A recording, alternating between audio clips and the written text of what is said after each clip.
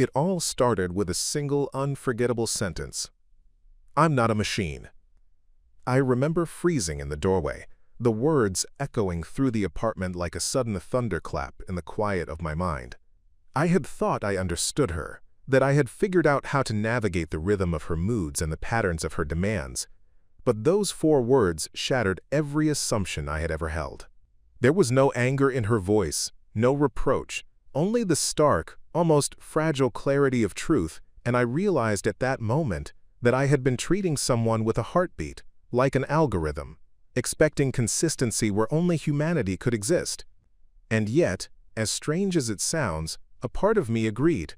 Machines do work, they never tire, never complain, never falter. But people are far messier. And this was going to be my lesson. Before we jump back in, tell us where you're tuning in from, and if this story touches you, make sure you're subscribed, because tomorrow I've saved something extra special for you. I first met Ilara in the summer of 2020, during one of the rare city festivals that managed to feel alive, even in the quiet post-lockdown streets. The city, normally so unforgiving and impatient, seemed almost kind that day. Lanterns swayed in the gentle breeze, and the scent of roasted chestnuts mingled with the faint tang of fireworks. Ilara had been volunteering at a small charity booth, smiling at every passerby with a warmth that seemed effortless. She didn't notice me immediately.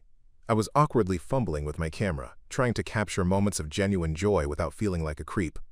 But when our eyes met, something shifted. Her gaze wasn't shy, nor was it teasing. It was as if she could see through every layer I normally wore, down to the nervous thoughts that always ran a few steps ahead of my tongue. I introduced myself, feeling clumsy yet oddly grounded, and she laughed at my attempt to explain why I carried my camera everywhere, claiming it was for artistic documentation, when really it was just a shield to interact without feeling too exposed. From that day on, our paths seemed to twist around each other almost magically. She was, in many ways, everything I admired, sharp, fiercely independent, and impossibly kind in moments that mattered most. Yet, even then, there was a subtle rhythm to her life I couldn't fully grasp. A cadence that I tried to mimic without realizing I was actually imposing my own pace over hers. For months, we spent nearly every weekend together, exploring forgotten corners of the city, diving into obscure bookstores, or simply wandering along the river as the sun dipped below the skyline. Ilara had this way of noticing details that most people overlooked. A stray note tucked between pages, the faint smile on a street musician's face, the way the wind would gather in a certain alley at just the right angle. It fascinated me endlessly. I started keeping meticulous notes of our outings, not to document her, but to capture the moments where the world seemed to pause just long enough for us to exist fully within it. Her laughter was musical, sometimes spontaneous, sometimes carefully measured, but always authentic. It was the kind of sound that made you forget the world existed beyond the street lamp glow, the clatter of distant traffic, or the subtle hum of the city night. Yet even in those early, seemingly perfect days, I could sense the faint tremor of resistance in her demeanor.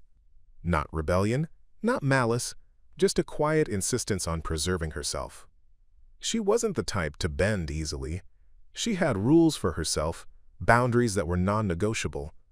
And while I respected them outwardly, I often found myself testing the edges without realizing I was crossing them. At first, it was little things, insisting she didn't want to plan our weekends in advance, brushing off my suggestions with a polite smile, claiming she needed space to think. I mistook these moments for flirtatious games, charming quirks that made her all the more unpredictable. I was wrong. Those early signs, subtle as they were, foreshadowed a reality I wasn't prepared for. She would never conform to my expectations, and trying to engineer our interactions to fit a perfect pattern was both impossible and unfair. She was human, beautifully and frustratingly so, and I was slowly learning that trying to systematize her presence in my life was a mistake that would come to define the next chapter of our relationship. Beautiful. In those months, I found myself caught between admiration and an unintentional control. I would meticulously arrange our schedules, plan trips down to the last coffee shop visit, and track our conversations like a meticulous ledger, expecting that if I did everything right, everything would fall into an orderly rhythm. Ilara noticed, of course, though she never called it out directly at first. She would smile knowingly, shake her head ever so slightly, and say things like, "You're treating life like a spreadsheet again," or "I can't live like that." I laughed off these comments at first, feeling justified because in my mind, structure equaled efficiency and efficiency equaled happiness. But deep inside, I could feel the cracks forming. I wanted to love her on my terms, to have her presence fit neatly into my life schedule, yet she had no interest in being confined or quantified. She existed on her own terms, and every gentle pushback she offered was a subtle reminder that she would never be a machine. And perhaps I wasn't ready to love someone so vividly alive. Then came the day she said it. We were in her small studio apartment. The walls lined with sketches and half-finished canvases, paint-stained brushes scattered across the wooden floor. I had once again tried to orchestrate the evening perfectly, ordered takeout, planned movie, timed conversation topics. She looked at me, frustration barely contained beneath her calm exterior, and simply said, "I'm not a machine." That moment froze me, not because she yelled, not because she cried, but because she spoke the truth so plainly, so unyieldingly, that it illuminated the depth of my mistake. I realized then that all my calculations, my schedules, my carefully crafted interactions, they were meaningless if they failed to honor her humanity. And in that instant, I understood. If I wanted to truly connect with Alara, I would have to stop expecting perfection, stop treating our lives like a sequence of predictable inputs and outputs, and start embracing the unpredictability, the chaos, and the genuine messiness of loving someone who simply could not be programmed. I agreed silently with her, though I didn't yet know what that agreement would require of me. Machines actually work, I thought. People demand something far more complicated, far more beautiful, and far more terrifying. After that day in her studio, I began to notice just how much my expectations had been shaping the way I experienced our relationship. Before, I had been convinced that love meant control. The meticulous arrangement of schedules, the careful curation of experiences, the subtle tracking of moods and responses to ensure harmony. But Alara, in her quiet yet stubborn way, challenged every assumption I had held. She didn't demand perfection, she demanded presence. She didn't want predictability, she wanted authenticity. And slowly, in the weeks that followed, I began to see what had been missing in my attempts to engineer happiness. Spontaneity, messiness, and the raw, unfiltered beauty of life lived alongside someone who refused to be streamlined. Our mornings became a gentle rebellion against routines I had once cherished. Instead of waking at the same hour to drink identical cups of coffee while checking our calendars, we started improvising. Some days, she would drag me out to the edge of the city, where the old train tracks twisted through abandoned warehouses painted in layers of graffiti, a hidden gallery of urban art. We would run our fingers over the chipped paint, snap photographs of the sunlight slanting through broken windows, and laugh when pigeons startled us into flailing awkwardly across the concrete. Other mornings, we would sit on the roof of her apartment building, legs dangling over the edge, and talk about everything and nothing. The kind of conversations that stretch on for hours, punctuated only by the distant sounds of traffic or the faint hum of the city below.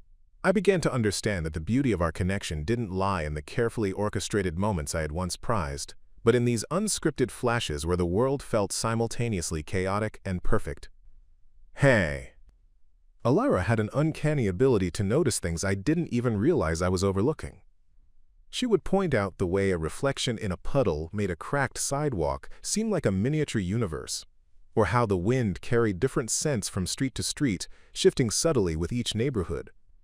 At first I was skeptical, convinced that I was being coaxed into trivial pursuits, but soon I found myself participating not because I had to, but because I wanted to see the world through her eyes. Every excursion became a miniature adventure. We discovered a tiny cafe tucked behind a row of antique shops, where the barista crafted latte art so intricate it resembled delicate floral sketches. We stumbled upon a forgotten garden behind a decaying office building, where wildflowers sprouted between cracks in the pavement and bees moved lazily among the blossoms. In these moments, I began to realize that love was not about controlling outcomes.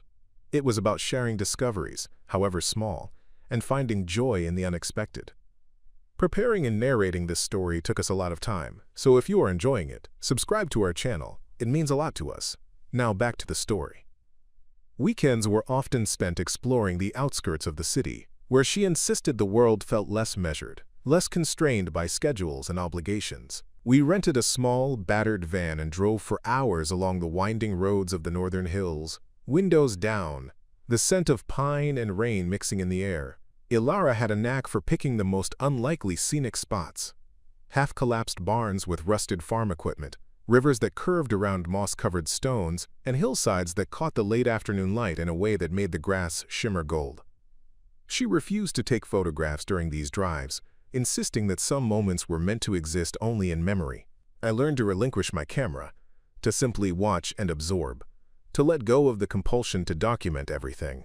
And in doing so, I began to feel a sense of freedom I hadn't known I needed. Evenings were no less enchanting. She loved music in all its forms, from obscure jazz records to street performers playing battered violins in corners of the city we had somehow discovered together.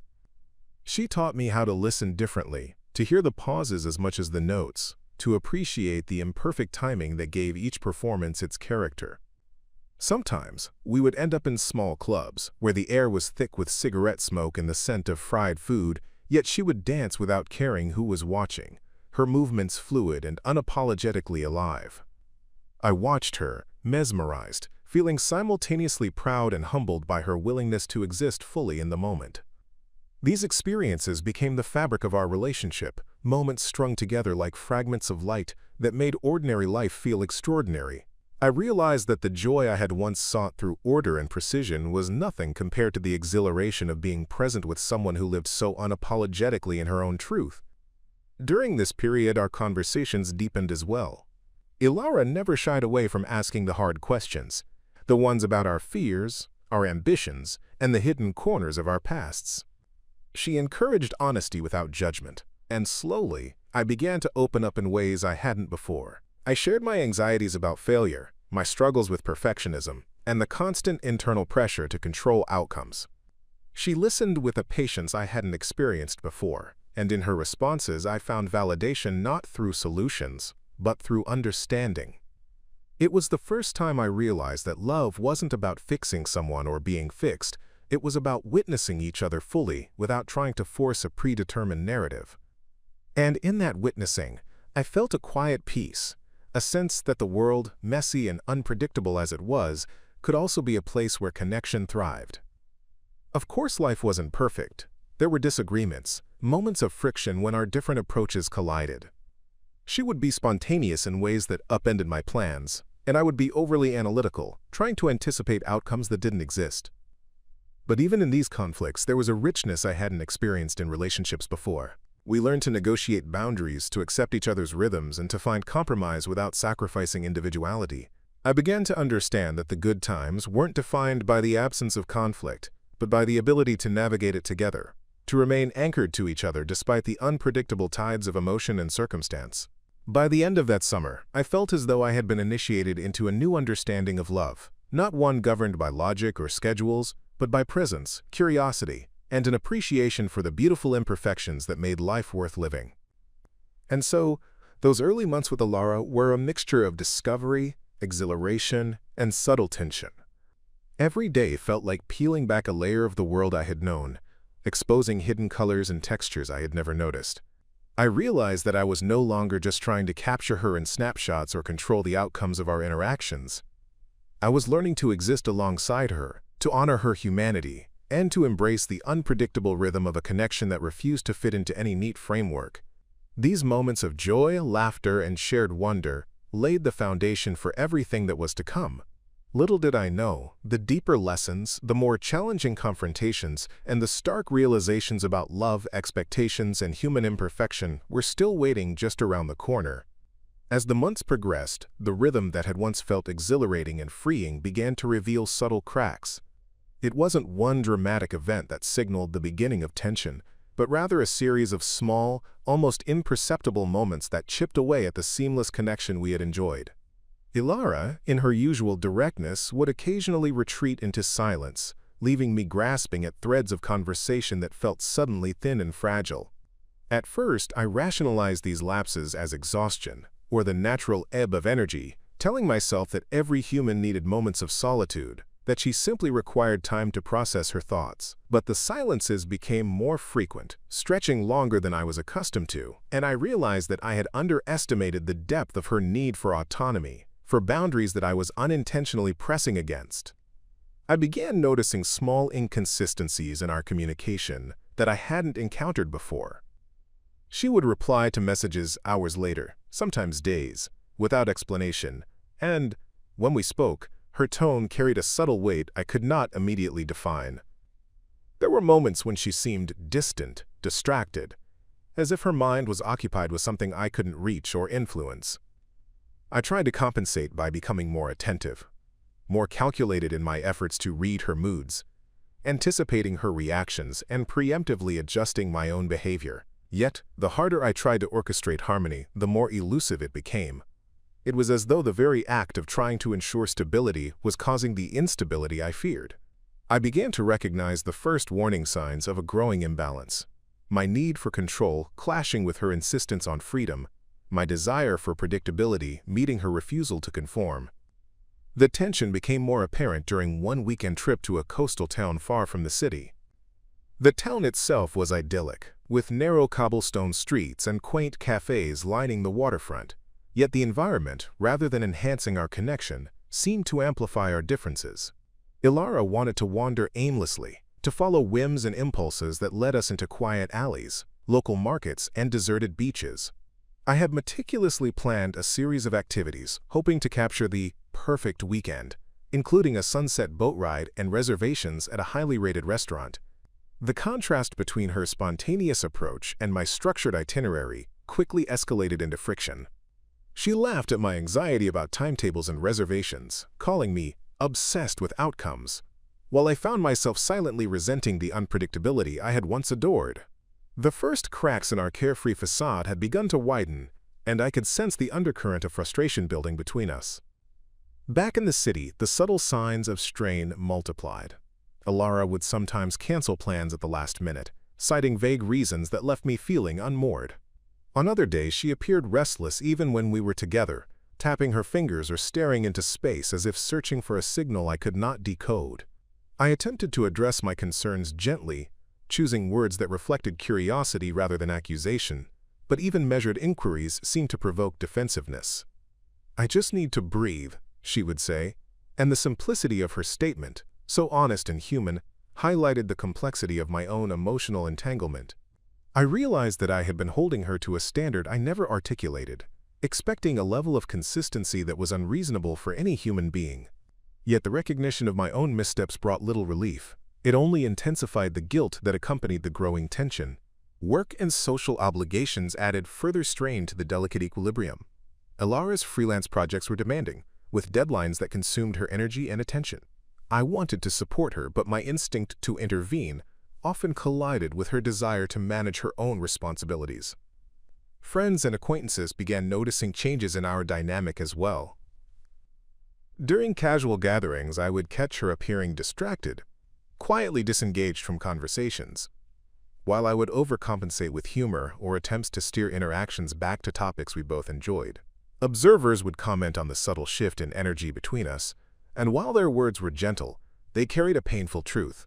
The balance we had once maintained was faltering, and the tension was becoming visible to the outside world. One particularly vivid moment that underscored our growing discord occurred during an art exhibition hosted by a mutual friend. Ilara had insisted we attend, excited about seeing the pieces and experiencing the atmosphere. As we navigated the crowded gallery, I found myself increasingly aware of her subtle disengagement, the way she lingered on one piece while I tried to draw her attention to another, the slight sigh when she glanced at my suggestions, the distant look in her eyes as though she were somewhere entirely else. My irritation bubbled beneath the surface, though I tried to cloak it in politeness, but the disconnect was unmistakable. Afterward, in a quiet cafe, I attempted to talk through my observations, carefully phrasing my concerns in what I thought was a considerate manner. Her response, however, was both disarming and clarifying. "I need to exist on my own terms. I can't always match your pace." Those words, while not harsh, carried an unmistakable firmness that left me reeling. I had been confronted by the reality that my expectations, however well-intentioned, were incompatible with her truth. Even in these challenging moments, there were sparks of the connection that had first drawn me to her: small gestures, spontaneous laughter, and shared discoveries that reminded me why I was willing to navigate the storm. But the tension was undeniable, a persistent undercurrent that could no longer be ignored. I began to understand that escalating problems were not always dramatic, external events, but often the accumulation of misalignments in values, communication, and emotional rhythms. My desire for order, clarity, and predictable engagement collided with Ilara's insistence on autonomy, fluidity, and self-determined pacing. And as I observed the pattern unfolding, I could see the precipice toward which we were teetering, the invisible line where love and frustration intersected. By the time autumn arrived, the early warning signs had transformed into tangible challenges. Disagreements became sharper, silences longer, and my own internal conflict intensified. I was faced with a choice: continue attempting to mold her into a rhythm I could manage, or surrender to the reality of loving someone who refused to fit into a neat framework. It was exhausting, humbling, and profoundly instructive. The first lessons of human imperfection, unpredictability, and the impossibility of control were etched into every conversation, every small conflict, every fleeting moment of disconnect. Ilara's insistence on being fully human and not a machine was no longer a subtle observation. It was a persistent, inescapable truth that demanded my acknowledgement, whether I was ready to confront it or not. The challenge had moved beyond logistics, schedules, or even communication. It had become a test of patience, empathy, and my willingness to accept the complex, often messy reality of loving someone entirely alive and unconstrained. The tension in our relationship had grown into a quiet but unrelenting storm, and eventually, I realized that I could no longer make sense of it on my own. I found myself seeking advice from friends and colleagues, hoping that an external perspective could provide clarity, perhaps even a blueprint for how to navigate the unpredictable terrain of loving someone like Ilara. I confided in my closest friend, Tomas, a man whose own relationships had been a mixture of chaos and devotion, and whose honesty was often blunt to the point of discomfort. We met at a small cafe tucked away in an old part of the city, the kind of place where sunlight filtered lazily through dusty windows, illuminating the motes of floating dust like a private universe. Tomas listened, leaning forward, his elbows resting on the table, eyes sharp and unwavering. I recounted the silences, the unpredictability, the cancellations, and the sharp but quiet words she had spoken that left me feeling simultaneously chastised and guilty. He didn't interrupt, didn't offer platitudes or quick fixes, only absorbed my account with a patience that, in itself, was rare. When I finished, he looked at me with that characteristic intensity and said, "You're trying to fix something that isn't broken, at least not in the way you think. You want her to be consistent, predictable, controlled. Machines work like that. Humans don't. You've got to accept that." His words struck me harder than any argument we'd had. They were not criticism, but validation, a mirror reflecting back the truth I had been struggling to face. My expectations were the source of the friction, not her character, not her love, not her worth. I tried to ignore it, of course. I told myself that I could adjust, that I could find a way to harmonize our differences without losing the structure I valued so deeply. But validation from Tomas, combined with subtle signs from others, slowly eroded my confidence in my own approach. My sister Anya noticed my exhaustion after one particularly fraught weekend. She didn't pry, but over coffee one morning she leaned back in her chair, eyes narrowing gently. "You're trying too hard to control her. She's alive, not a project. You're smart, but sometimes smart doesn't help when you're dealing with a person, not a plan." That was when it truly hit me. I had been treating our love like a system to be debugged, rather than a relationship to be experienced.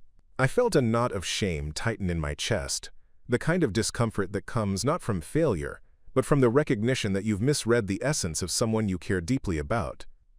The realization deepened over the course of a particularly cold November week. Ilara and I had plans to attend a lecture on urban architecture, something we had both been looking forward to for weeks. I had meticulously mapped out the route, checked the schedule, and even researched topics to discuss afterwards, convinced that this level of preparation would make the evening flawless.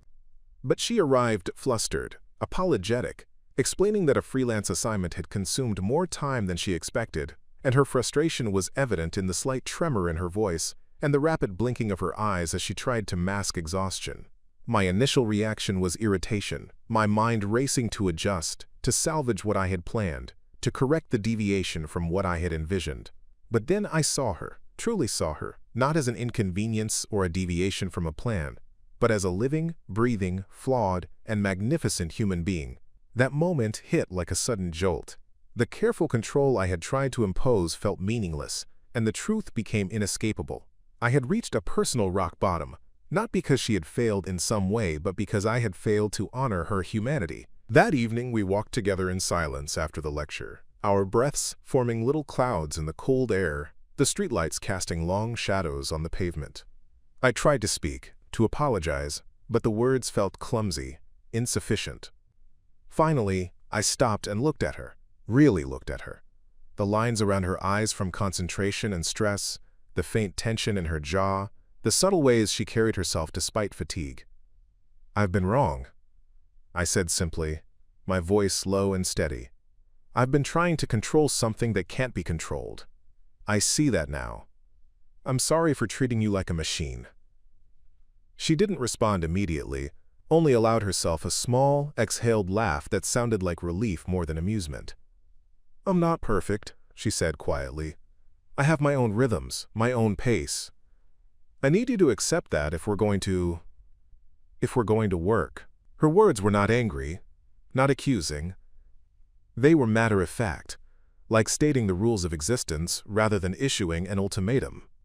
And in that moment, I realized the final truth. Loving Alara, or anyone, was never about fixing, controlling, or predicting.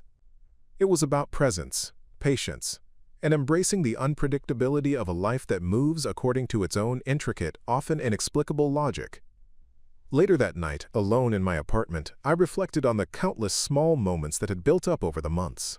The silences, the deflections, the spontaneous departures from plans, the laughter, the unspoken boundaries, the subtle ways she reminded me to release my need for perfection. The pattern was undeniable. I had been treating love like a sequence of commands, expecting consistent outputs from a human being whose very essence was unpredictability. That recognition, the clarity of that realization, was both devastating and liberating. It was rock bottom in the sense that I could no longer cling to illusions of control, but it was also the foundation for transformation. I understood, with a deep and almost painful certainty, that if I continued in the way I had, I would not only hurt her, but I would erode the best parts of myself. Love required surrender, but not defeat. And so, the stage was set. External voices had confirmed what I had hesitated to see on my own, and the final realization, both humbling and clarifying, marked the turning point. I could no longer operate from expectation or control. If I wanted to preserve this relationship, I had to start accepting reality as it was, not as I wished it to be. Machines might work reliably, predictably, efficiently, but people, those complicated, flawed, brilliant beings, demanded patience, empathy, and a willingness to let go. I had reached the precipice, standing between stubborn attachment to control and the frightening, beautiful act of choosing understanding. It was terrifying, but I knew one thing with absolute certainty. My next actions would define not just the trajectory of our relationship, but the kind of person I wanted to be. After the clarity I had gained that chilly November night, I knew that simply understanding my mistakes was not enough. Recognition alone would not repair the subtle fractures that had developed between Alara and me, nor would it allow our connection to flourish. Change required action, intentional and deliberate, and I realized that I needed to make a choice to step out of my comfort zone of control and perfectionism, and to engage fully with the unpredictability of a human being I cared about. I remember sitting in my apartment for hours, staring at the muted glow of the city outside, weighing my options. I could continue clinging to my old habits, maintaining the illusion of control and structure, and risk pushing her away. Or I could choose to act differently, embracing uncertainty and vulnerability in a way that was entirely foreign to me. There was no middle ground. The decision demanded courage, humility, and, above all, honesty. The first step was a conversation I had been postponing for weeks, afraid of confrontation but knowing that avoidance only perpetuated the distance between us. I called Ilara and asked if she could meet me at a quiet park near the river, a place where we had often walked in the early days of our relationship, when laughter and discovery had flowed effortlessly between us. She agreed, her voice measured, perhaps wary, and I felt a pang of fear and anticipation as I waited on the park bench, watching the pale light of late afternoon filter through the skeletal branches of trees. When she arrived, carrying a canvas tote bag slung over her shoulder, I stood and greeted her with a mixture of relief and nervousness. She noticed the tension in my posture immediately, and without a word we began to walk, the rhythm of our steps hesitant at first, then gradually sinking as we navigated the winding paths along the riverbank. "He walk." I started cautiously, expressing my reflections from the past weeks, the recognition of my own controlling tendencies, and the realization that my expectations had created distance rather than intimacy. "I've been trying to manage something I can't manage," I said, my voice low but firm. "I've been treating us like a system when what we have, what you are, isn't a system. You're not a machine, and I need to stop acting like you should be." Ilara listened quietly, her expression thoughtful, and I sensed that she had already anticipated much of what I was about to say. Yet the act of speaking my acknowledgement aloud, of articulating my commitment to change, felt crucial. It was more than words. It was a declaration, a turning point where intention shifted toward action. She didn't respond immediately, allowing the silence to settle between us, a silence that was heavy, but not uncomfortable, a silence that demanded reflection rather than reaction. I continued, outlining not just my recognition of past mistakes, but my plan for moving forward. I would actively release the need to control our interactions, to dictate outcomes, or to anticipate every decision she made. I would listen more than I guided, observe without judgment, and participate without expectation. I explained that this would require patience from both of us, an ongoing negotiation of space and presence, but that I was committed to learning, failing, and adjusting as necessary. "I want to be present for you," I said, "not in the way I think is best, but in the way that you need and want me to be. I want to understand your rhythms, even if I can't control them, and I want to share life with you without trying to orchestrate it." Speaking these words aloud felt like shedding an old skin, releasing habits that had served me in other areas of life but had no place here. Ilara's response was measured yet warming. She didn't smile outright, nor did she immediately nod in agreement. Instead, she reflected, weighing the sincerity in my tone. "That's what I've been waiting to hear," she said finally. "I needed to know that you could see it, that you weren't just saying it to calm things down or fix the problem quickly. You have to really mean it. You have to be willing to let go and accept that sometimes I'll be unpredictable, and you'll have to be okay with that." Her words carried both a challenge and an invitation, and I felt the weight of responsibility in the balance between action and intent. I assured her that I understood, that my commitment was not temporary or performative, but a realignment of my approach to our relationship. It was a promise to engage with love as an active practice, rather than a calculated experiment. In the days that followed, I took tangible steps to implement the commitment I had voiced.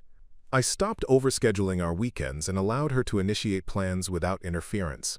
I practiced listening attentively, resisting the urge to correct, guide, or predict. When she wanted to take spontaneous trips, I joined willingly, embracing uncertainty and the exhilaration that came with it.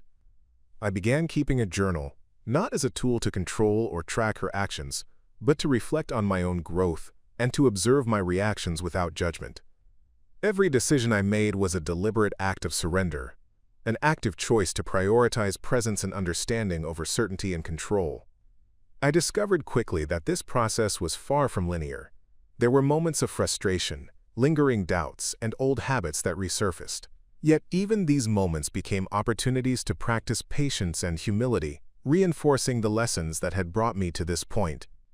Family and friends noticed a subtle transformation as well. Conversations with Tomas, Anya, and colleagues shifted from advice-seeking to reflection-sharing. I could discuss successes and failures in real time, analyze my reactions, and receive encouragement or gentle critique, which reinforced the idea that taking action wasn't just an internal commitment, but a lived, ongoing practice that required both accountability and observation, I realized that change was rarely dramatic. It was cumulative, consisting of countless small decisions to act differently, respond differently, and allow life to unfold without forcing it into preconceived molds. Every small success reinforced my belief that this was not only possible but necessary if I wanted our relationship to survive and thrive. By the end of the first month following that pivotal conversation, the difference was tangible. Ilara seemed lighter, more present, and more willing to share moments without the subtle resistance that had occasionally shadowed our interactions. I, in turn, felt a sense of empowerment not from control, but from choice. The choice to act with intention, to embrace uncertainty, and to engage fully with a person whose rhythms did not conform to my expectations. The decision to take action had moved from concept to reality, from hesitation to practice, setting the stage for the next phase: implementation, follow-through, and the deeper integration of lessons that could transform not only our relationship but the way I approached human connection altogether. The choice had been made, and the work had begun.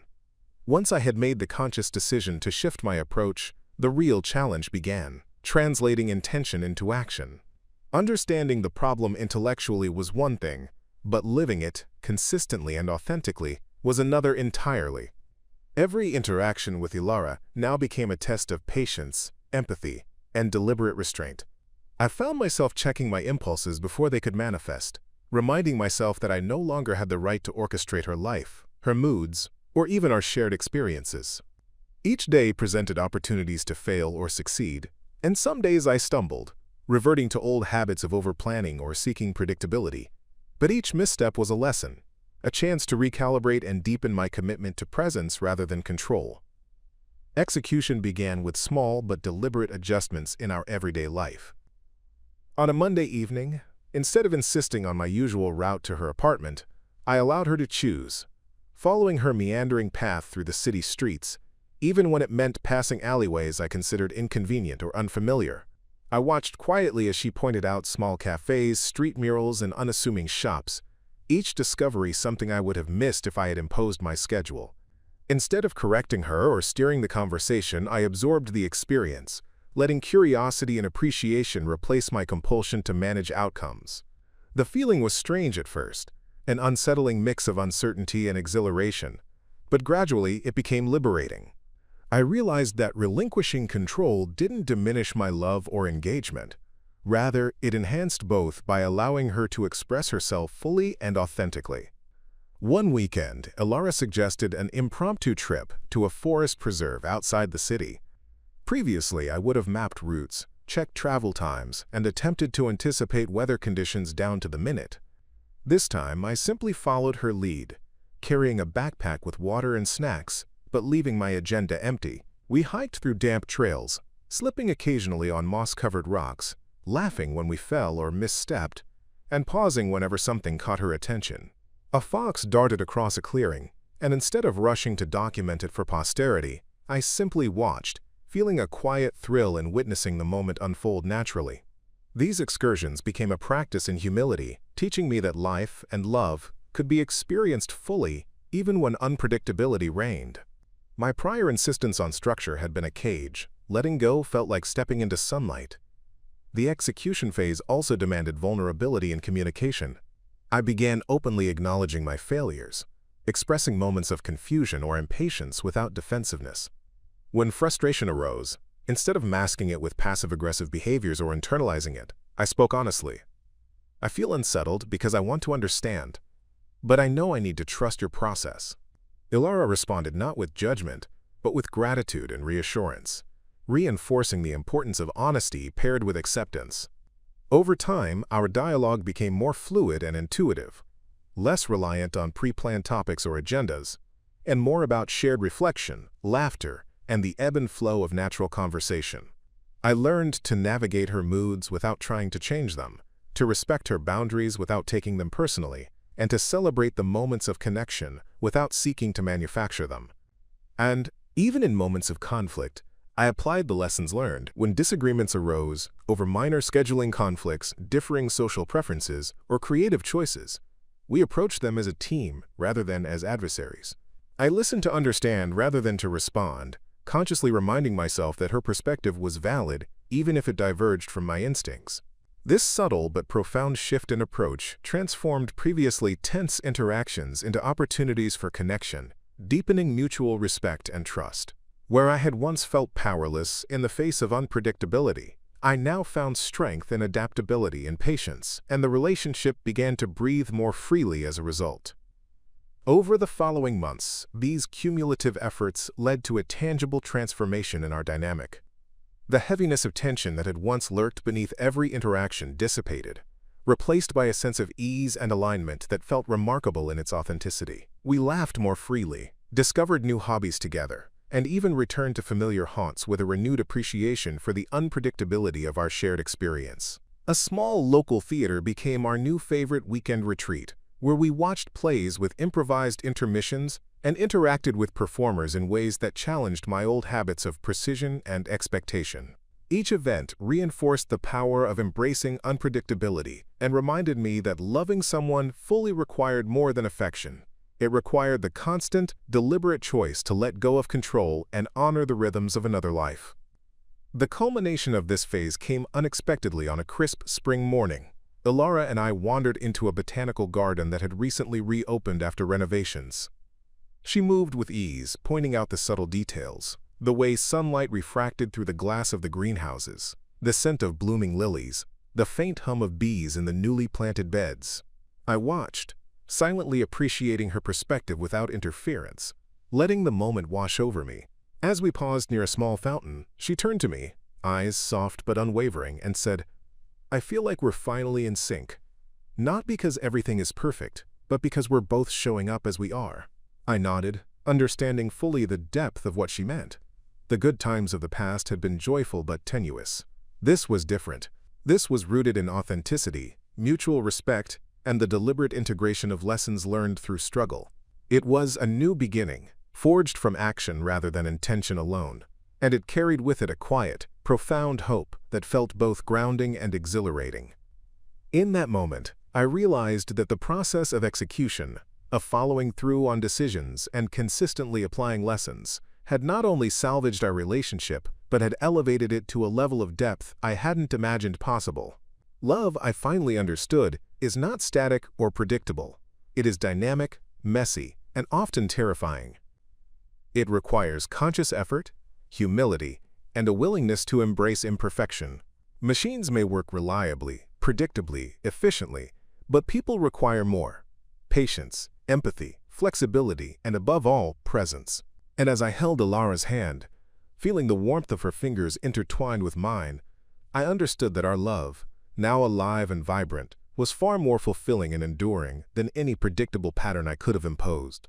It was messy, unpredictable, and entirely human, and it worked beautifully.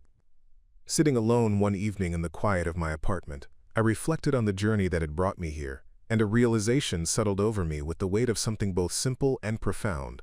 Love is never about perfection. In the months before I embraced presence over control, I had believed that affection could be measured, timed, and orchestrated. I thought that if I planned meticulously, anticipated every emotional response, and maintained order in every interaction, our relationship would thrive.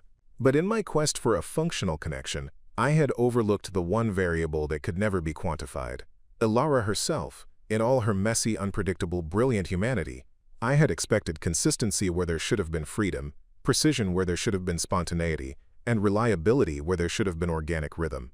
Accepting her, in her entirety, had been the most difficult lesson of all, yet it was the one that changed everything. Looking back, I could trace the subtle lessons embedded in every tension-filled moment.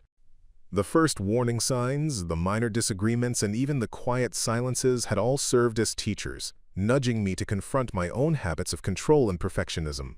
Every misstep had been an opportunity to cultivate patience, humility, and empathy, qualities that are easy to admire in theory but often elusive in practice. I realized that it is precisely through imperfection that relationships gain depth. It is in the cracks and fissures, the unpredictable moments, and the unanticipated reactions that love becomes something alive rather than a static arrangement. Humans are not machines, and attempting to treat them as such is a recipe for disappointment. The beauty lies in the unpredictability, the subtle dance between independence and connection, and the conscious choice to remain present even when things do not go according to plan. One memory rose sharply into my mind, the late autumn evening when Alara had said, "I need to exist on my own terms. I can't always match your pace." At the time, those words had stung with an uncomfortable truth, but in retrospect, they were a gift. She had articulated a boundary with clarity and respect, forcing me to confront my own limitations and desires. Accepting her terms required courage and surrender, both of which were foreign to the way I had approached relationships before. I realized that love is not about bending another person to fit your mold.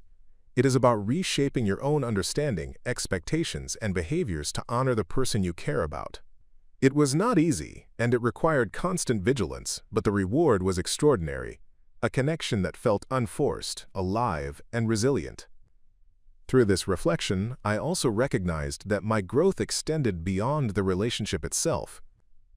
By learning to accept unpredictability and embrace imperfection, I became more present in other areas of life. I noticed details I had previously ignored, the fleeting expressions of strangers on the street, the subtle harmonies in a piece of music, the tiny gestures of kindness that punctuated ordinary days. Life itself seemed richer, fuller, more textured. The lesson was clear. Embracing humanity, in all its messiness, is not only essential for meaningful relationships, but also for personal fulfillment. Perfection is an illusion. Control is temporary. Presence, empathy, and engagement are enduring, and they have the power to transform ordinary moments into profound experiences. I thought of the ways friends and family had influenced this realization. Tomas's blunt observations and Anya's gentle insights had been mirrors reflecting truths I was reluctant to acknowledge. External validation had provided perspective, but ultimately, the journey required personal responsibility. It was not enough to hear advice or recognize faults intellectually. I had to act differently, consistently, and with intention. Execution, follow-through, and reflection were inseparable elements of transformation. Each time I consciously chose patience over irritation, understanding over judgment, or presence over control, I strengthened not only our bond but also my capacity for empathy and resilience. The lessons were universal, extending far beyond my relationship with Alara, applicable to every human connection I would encounter in the future. I also realized the importance of communication rooted in authenticity. Honest acknowledgement of missteps, transparent sharing of intentions, and willingness to express vulnerability had become cornerstones of our renewed dynamic. These practices were not mere tactics. They were fundamental principles of relational integrity. By engaging fully, openly, and empathetically, I discovered that even conflicts could become opportunities for growth rather than sources of division. Love, I understood, is not the absence of difficulty. It is the willingness to navigate difficulty together without sacrificing individuality, respect, or humanity. Reflecting on the journey as a whole, I saw a pattern: the initial attraction, the blissful good times, the subtle warning signs, the escalating challenges, and finally, the conscious decision to change. All of it formed a narrative that was profoundly human. There were no perfect outcomes, no guaranteed solutions, only the iterative process of learning, adjusting, and acting with awareness. I realized that every person we encounter is complex, with their own rhythms, boundaries, and needs. Treating them as anything less than fully human diminishes the depth of connection and limits the potential for meaningful intimacy. The lesson was as clear as it was humbling. Love requires surrender to reality, not insistence on control, engagement, not orchestration, and patience, not expectation. By the end of that evening of reflection, I felt a sense of peace I had never known before. The relationship with Alara was no longer a source of anxiety or struggle. It had become a canvas on which mutual understanding, respect, and love could be expressed freely. I understood that machines might work reliably and predictably, but humans, messy, vibrant, unpredictable humans, offer something far greater: the opportunity to grow, to learn, and to connect in ways that cannot be manufactured or calculated. And in embracing that truth, I found a quiet, enduring wisdom that extended far beyond any single relationship. The courage to accept humanity in its entirety is not weakness. It is the essence of meaningful living. The following months were a period of quiet evolution, a time when the lessons I had learned about patience, presence, and acceptance began to embed themselves deeply into the rhythm of our relationship. Alara and I continued to navigate the unpredictability of our lives, but now, rather than resisting or attempting to manage every twist and turn, I allowed space for spontaneity, for imperfection, and for the raw beauty of unfiltered experience. Each day became a practice in mindful engagement, a conscious effort to see her not as an idealized version I wished to engineer, but as the fully realized, nuanced individual she was. The shift was subtle, almost imperceptible at first, but its effects rippled through every interaction, deepening our bond and infusing our shared moments with a kind of vitality I had never known before. Ilara's presence, once something I attempted to control through planning and expectation, became a source of continual discovery. I noticed the little idiosyncrasies I had previously overlooked, the way she tapped her fingers when she was thinking, the soft inflection in her voice when she recounted a memory with pride or nostalgia, the way her eyes would light up when she observed something others might miss. I began to appreciate these details not as quirks to manage, but as integral expressions of her humanity. It was humbling and exhilarating in equal measure, a reminder that love was not about ownership or modification, but about recognition and appreciation. Each day, I felt gratitude for the unpredictability she brought into my life, a constant reminder that the world, and the people we cherish, cannot be controlled, only experienced fully. We began to explore new dimensions of creativity and adventure together. One weekend, Ilara suggested we experiment with a shared art project, an abstract mural on a blank wall in her apartment. Initially, I hesitated, uncomfortable with the lack of structure and the potential for imperfection, but I reminded myself of the lessons I had committed to practicing. We spread out paints, brushes, and canvases, and allowed the process to unfold without rules or expectations. There were moments of disagreement over color combinations, moments when our brushstrokes clashed, and moments when a smudge or spill would have once frustrated me. But instead of resisting, I leaned into it, laughing at the chaos and embracing the unpredictability. By the end of the day, the mural was a messy, vibrant explosion of color, flawed, unplanned, and entirely beautiful. It became a symbol of our evolving dynamic, a testament to what happens when control is relinquished and creativity is allowed to flourish freely. Even our daily routines transformed under this new paradigm. Mornings that had once been rigid sequences of tasks became opportunities for improvisation. On some days, we lingered over coffee, discussing books, music, and ideas that had little to do with obligations or schedules. On other days, she would suggest spontaneous trips to local markets, quiet parks, or unremarkable streets, and I followed, letting curiosity guide me rather than a preordained itinerary. I discovered joy in the unexpected, delight in the imperfections that once unsettled me. The unpredictability no longer felt threatening. It became a source of excitement, a reminder that life shared with someone fully alive cannot be reduced to algorithms or routines. Each small moment of surrender reinforced the wisdom I had been cultivating. Love is an ongoing practice of acceptance, engagement, and patience. Conflict, when it arose, was approached with greater skill and intention. I had learned to pause, to listen without anticipating a response, and to consider her perspective as equally valid as my own. There were still disagreements, differences in priorities, misunderstandings, moments of friction, but they no longer felt like crises.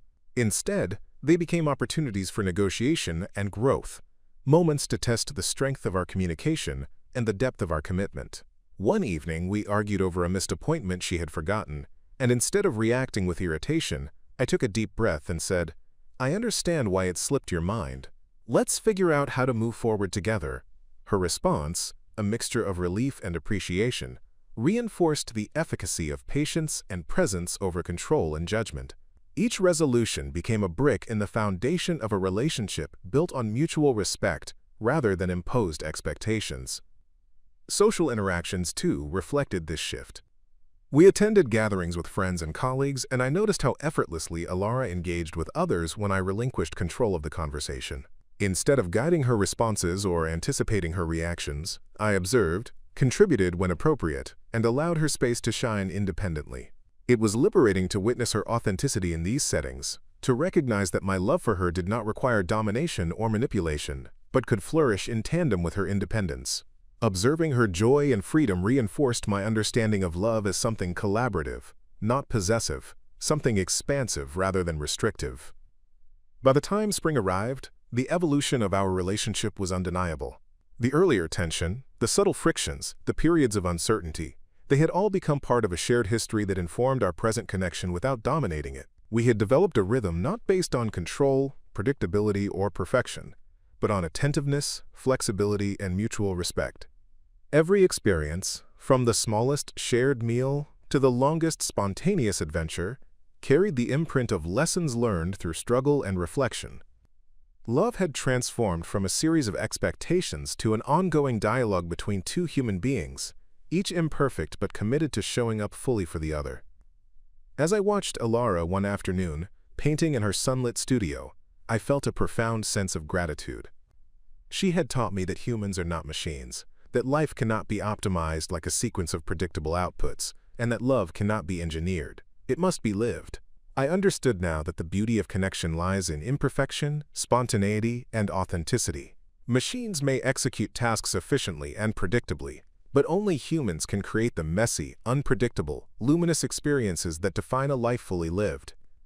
And in embracing her humanity, I had found a depth of love, understanding, and joy far beyond what I had ever imagined possible. The journey we had undertaken was now culminating in a period of steady, profound harmony that I could never have predicted when our relationship had first begun.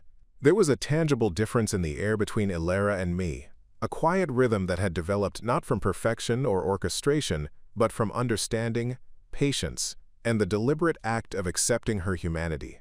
I realized that the hardest lessons, those learned through struggle, reflection, and action, had forged the strongest foundations. Every argument we had navigated, every miscommunication we had worked through, every moment of frustration or doubt had contributed to a deeper, more resilient connection. Love, I finally understood, was not about convenience or efficiency. It was a practice, one that demanded intention, humility, and courage on a daily basis. By now, our interactions carried a sense of freedom that was both exhilarating and grounding. I no longer measured her moods against expectations, nor did I anticipate her every action or reaction. Instead, I engaged fully in each moment, appreciating the unpredictability that had once unsettled me. Mornings were unhurried. Evenings were a series of shared discoveries, whether in the mundane rhythm of preparing a meal together or the spontaneous exhilaration of a late-night walk through quiet city streets. Each moment held the potential for surprise, for learning, and for joy, and embracing that reality had transformed not only our relationship, but my entire approach to life. The idea that machines could perform perfectly had once seemed alluring, but I now recognized that perfection was sterile and unfulfilling. True connection thrived in the messy, unpredictable, and imperfect nature of human experience. Alara's presence became a constant source of insight and inspiration. I watched her move through her day with grace and purpose, yet without the rigidity I had once assumed she lacked. Her creativity, her responsiveness to subtle changes in the world, her attentiveness to others, and the quiet assertiveness with which she claimed her autonomy reminded me constantly that humans are complex, fluid, and magnificent in ways that no machine could emulate. There were moments when I would pause and simply observe her, struck by the layers of nuance in her gestures, expressions, and thoughts. Each observation reinforced the truth I had internalized over months of reflection and action. The richness of life is found not in predictability, but in the dynamic, evolving interplay of two imperfect, fully realized individuals. One particularly vivid afternoon illustrated just how far we had come. Alara had suggested an impromptu trip to a nearby art gallery, one that she had discovered through a friend's recommendation. I arrived expecting the usual anxiety, concern about schedules, planning, and outcomes, but I found myself instead filled with a quiet anticipation, curious about the experience rather than attempting to manage it. We wandered the gallery at a leisurely pace, pausing in front of paintings and sculptures that caught our attention, discussing their textures, colors, and interpretations, without insistence or critique. Occasionally, she would pull me in a different direction, following a whim that diverged from any logical path I might have chosen. In the past, such moments would have triggered irritation or anxiety.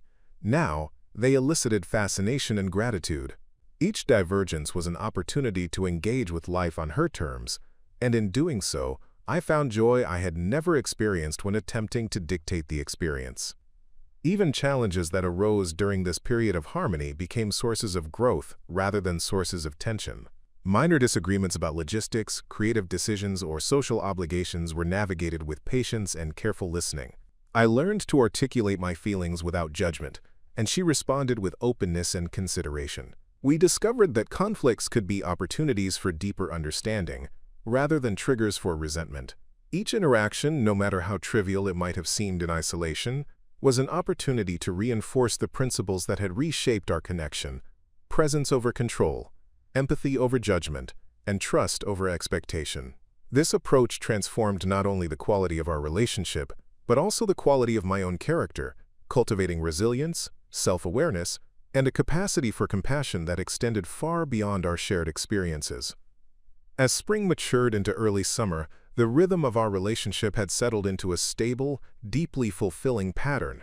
We found joy in simple, everyday activities, cooking meals together, exploring hidden parts of the city, or simply sitting in companionable silence on the balcony, watching the sunlight shift across buildings and streets. The moments that had once seemed insignificant now carried profound meaning, shaped by the deliberate attention and care we brought to our shared lives. Each experience reinforced the idea that love is a living practice, sustained not by perfection or control, but by intention, humility, and the willingness to embrace both human limitations and brilliance. Reflecting on the journey as a whole, I recognized the arc that had brought us here: the initial enchantment, the subtle warning signs, the escalating challenges, the validation from trusted voices, the moment of rock-bottom clarity, the deliberate decision to act differently, and the sustained execution of those choices. Each phase had been necessary, contributing to the depth and resilience of our connection. Ilara had reminded me that humans are not machines, that predictability is illusory, and that real love requires adaptation, acceptance, and engagement. I had learned through trial, error, and deliberate reflection that these truths were universal. They applied not only to my relationship with her, but to all human connections. Presence, patience, empathy, and respect are the foundations of enduring, meaningful bonds. In the quiet of the evening, as I watched Ilara sketch in her sunlit studio, I understood fully the magnitude of what we had accomplished together. Machines may be efficient, predictable, and reliable, but only humans can create the messy, vibrant, unpredictable tapestry that defines life and love. Accepting imperfection, surrendering control, and engaging fully with another person's humanity are not weaknesses. They are acts of courage, generosity, and wisdom.